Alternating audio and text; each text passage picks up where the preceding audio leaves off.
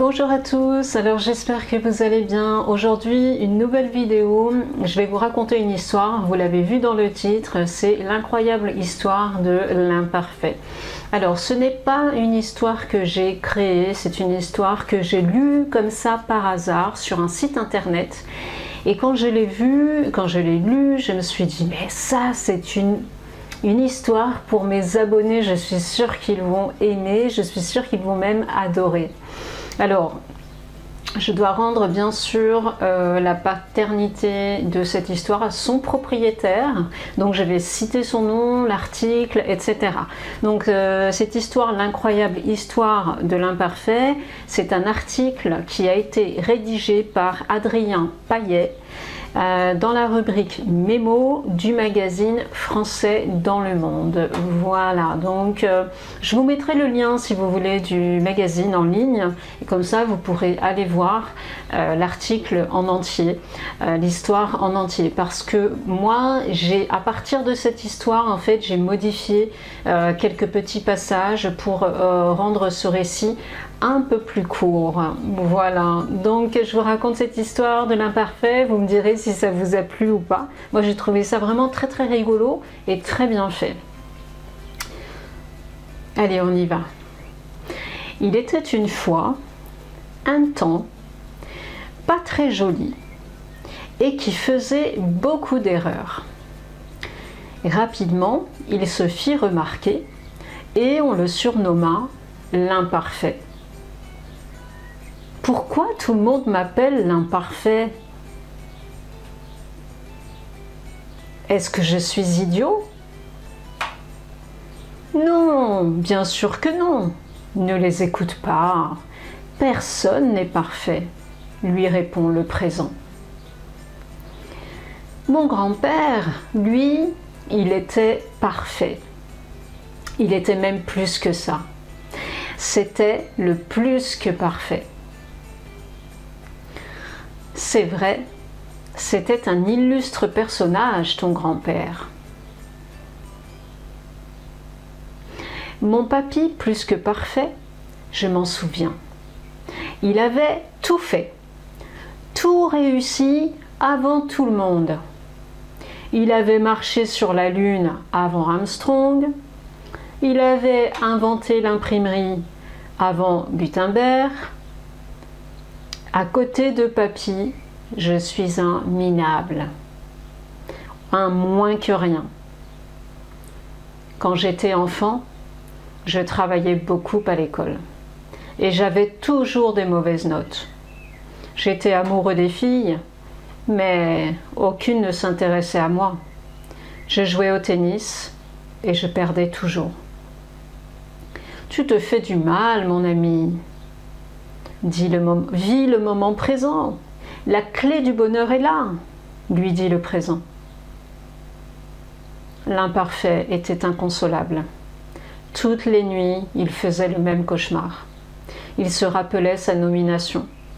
Ce jour-là, quand il était monté sur l'estrade, tout le monde avait rigolé.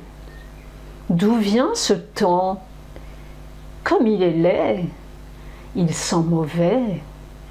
En plus, il ne dit rien. Il a perdu sa langue. Taisez-vous, un peu de respect, ordonna le grand administrateur.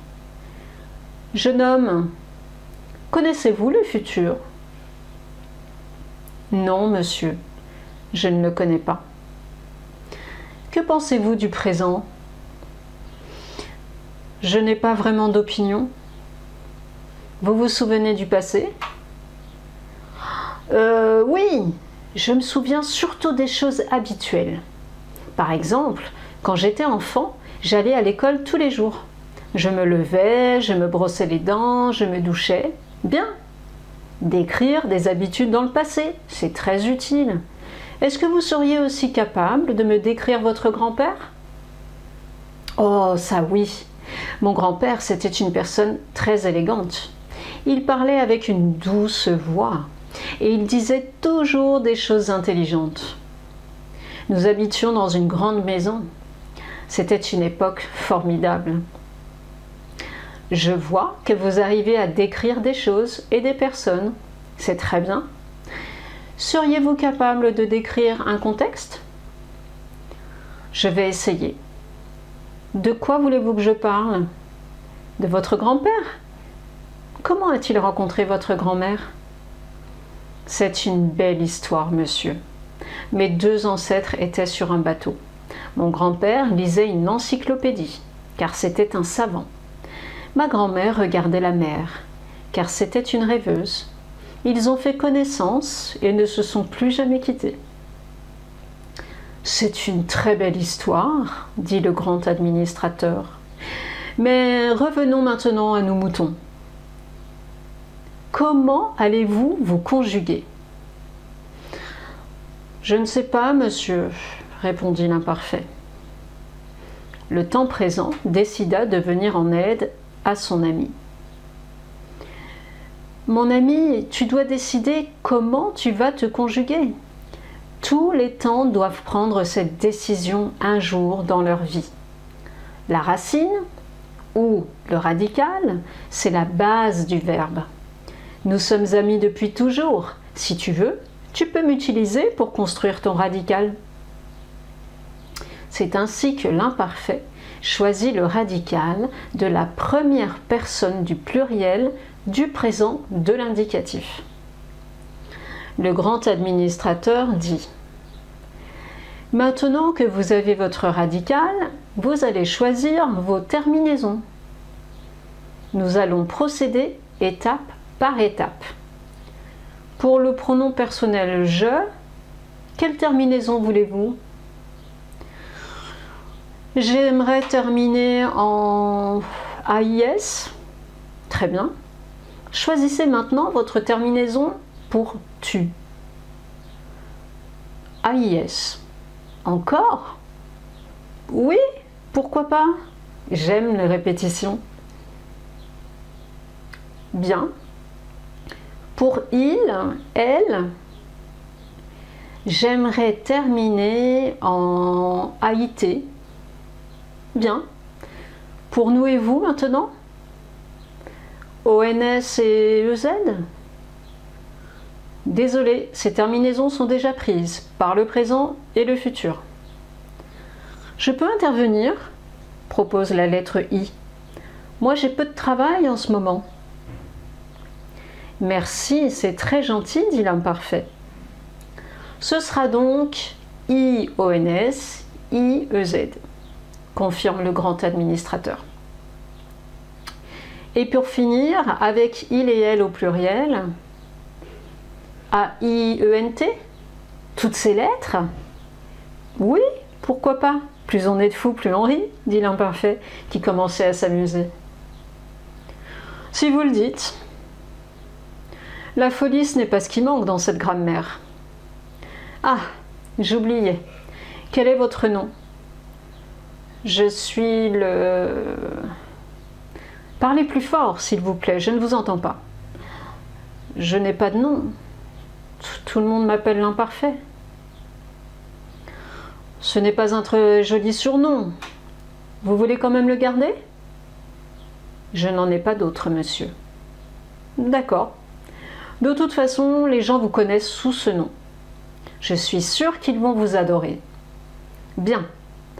Passons au temps suivant, s'il vous plaît. Il se fait tard et je ne suis plus tout jeune, moi. Aujourd'hui, l'imparfait est très célèbre.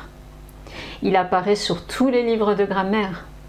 Si vous le croisez un jour, dans une phrase, n'oubliez pas de le conjuguer correctement, avec douceur, gentillesse et respect.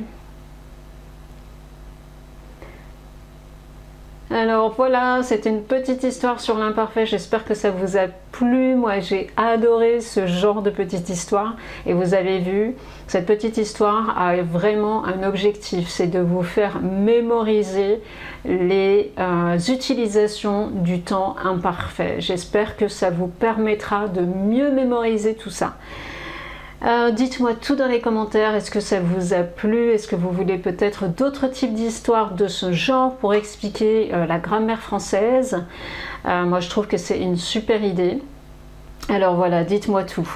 Vous allez avoir juste après moi le rappel donc, sur l'utilisation de l'imparfait. Donc ce sont des phrases qui ont déjà été utilisées dans l'histoire, mais que j'ai rassemblées pour que vous puissiez mieux mémoriser.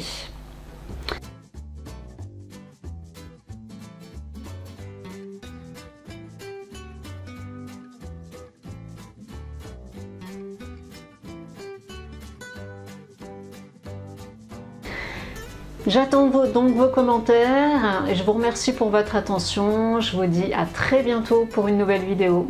Salut!